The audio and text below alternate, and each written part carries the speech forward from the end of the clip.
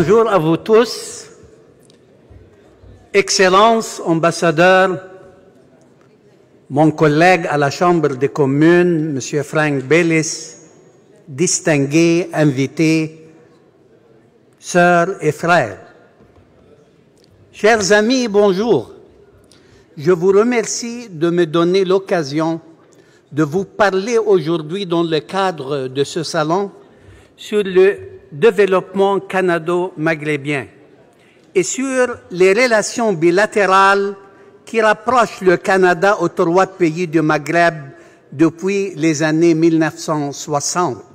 Certes, nous sommes unis d'abord par une identité culturelle qui prend racine dans la langue française. Si le français nous a rapprochés, il nous a surtout permis de faciliter l'établissement d'échanges économiques, commerciaux, culturels, linguistiques et sociaux importants. Permettez-moi de souligner d'abord avec plaisir que les trois pays ont engagé des grands chantiers de réformes dans plusieurs secteurs socio-économiques et politiques. Bonjour, Madame Baudelot.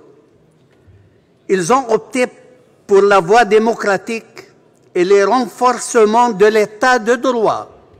La Tunisie, le Maroc, l'Algérie ont initié, en concertation avec la société civile, un ensemble de réformes qui visent à améliorer les libertés civiles et les principes démocratiques. Par exemple, à la suite de la révolution de Jasmine en 2011 en Tunisie, le Canada est intervenu dans plusieurs dizaines de projets pour renforcer les capacités démocratiques au pays, notamment au niveau de la liberté d'expression et d'information. Je suis heureux aussi de souligner que les trois pays défendent les valeurs et les principes d'un islam tolérant, ouvert et modéré, et luttent avec vigueur contre l'extrémisme violent. On est fiers. À ce titre, ils sont actuellement deux pays relativement stables d'Afrique du Nord. On peut dire que le Maghreb est constitué de pays émergents. Ils ont su mettre sur pied de nombreuses stratégies sectorielles, des programmes d'infrastructure et une stratégie commerciale agressive et qui font l'envie de leurs voisins. Le Maghreb exporte beaucoup vers l'Afrique subsaharienne. Leur dynamisme commercial est devenu incontournable en Afrique. Pensez-y, le Maroc et la Tunisie sont membres à part entière de l'Organisation mondiale du commerce et l'Algérie est dans les dernières étapes de son accession à ce titre. L'Algérie est un partenaire commercial important du Canada au Moyen-Orient et en Afrique du Nord. La Tunisie a signé un accord avec le Canada pour protéger les investissements en Tunisie. Les trois pays des Maghreb entretiennent des relations commerciales importantes avec l'Union européenne. Le Maroc a signé un accord de libre-échange avec la Tunisie et l'Égypte et également avec les États-Unis, la Jordanie et la Turquie. Un futur accord de libre-échange avec le Maghreb pourrait améliorer les relations bilatérales du commerce entre les quatre pays et favoriser les objectifs de politique étrangère du Canada dans la région. En effet, un accord de libre-échange avec le Maghreb serait le premier accord du genre à être signé entre le Canada et deux pays d'Afrique. Pour le Canada, cet accord deviendrait une porte d'entrée vers une nouvelle présence commerciale canadienne dans la région de la Méditerranée et en Afrique du Nord.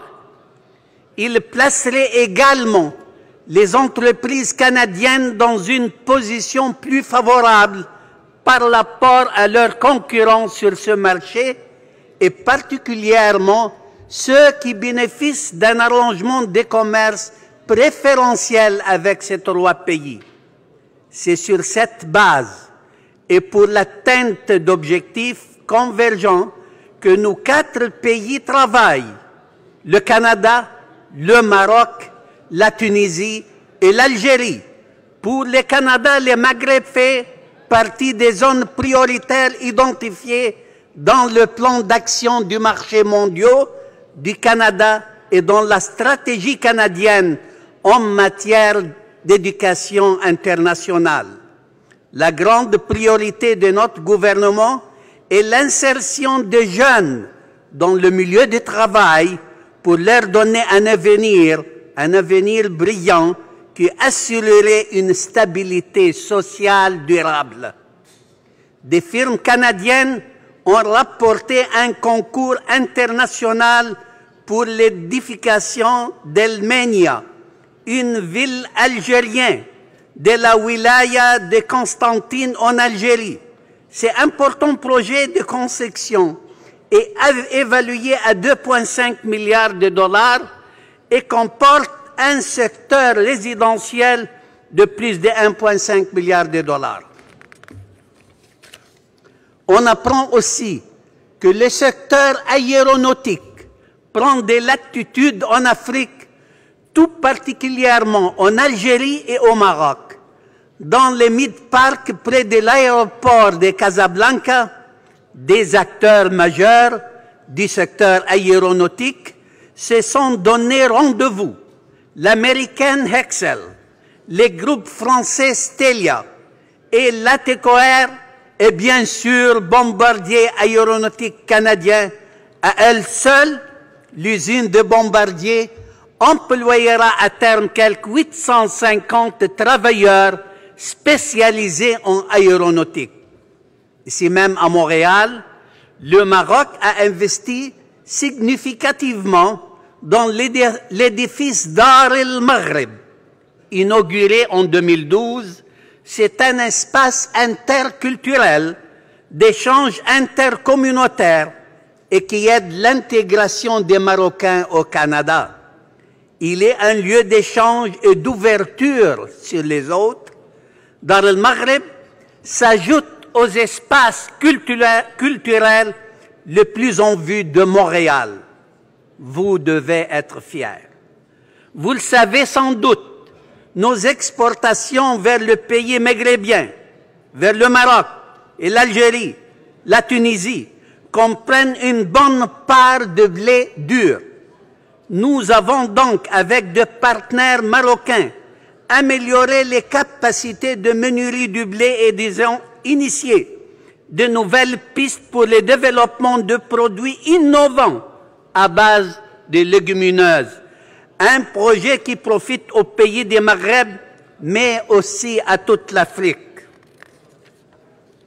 D'autres secteurs impliquent la coopération entre nos pays, l'ingénierie et l'expertise en infrastructure, les secteurs miniers, l'agroalimentaire et les aliments transformés, l'éducation, le carburant performant, l'industriel automobile, les produits semi-finis et la fabrication d'équipements de pointe et, bien sûr, le tourisme aussi. Il est un secteur où la coopération porte fruit, le secteur de l'éducation. Le Canada accueille, principalement au Québec, mais aussi dans le reste du Canada, plusieurs milliers d'étudiants marocains, algériens, étudiants par année. Le Canada a mis en œuvre des réformes stratégiques pour la généralisation de l'approche par compétences à tous les systèmes de la formation professionnelle au Maroc et en Algérie et en Tunisie. D'ailleurs, avec ce pays, plusieurs accords ont été signés entre universités, tant en recherche et développement que pour l'enseignement. Certes, il y a encore de la place pour le développement des relations bilatérales dans tous les secteurs d'activité, notamment avec la Tunisie. À ce chapitre, le Canada reconnaît que nos relations sont modestes, à peu près 250 millions de dollars, mais nous sommes résolus à resserrer nos liens commerciaux et à en développer les occasions d'affaires.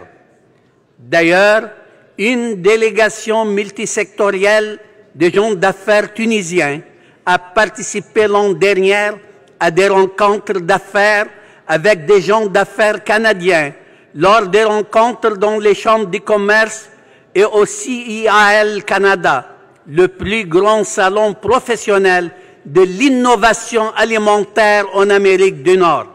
Malgré cela, on ne sera donc pas surpris de constater que nos échanges commerciaux dépassent les 2 milliards de dollars avec une communauté composée de près de 200 000 Maghrébiens, 100 000 Marocains, 60 000 Algériens et plus ou moins 20 à 25 000 Tunisiens, pour la plupart établis ici à Montréal.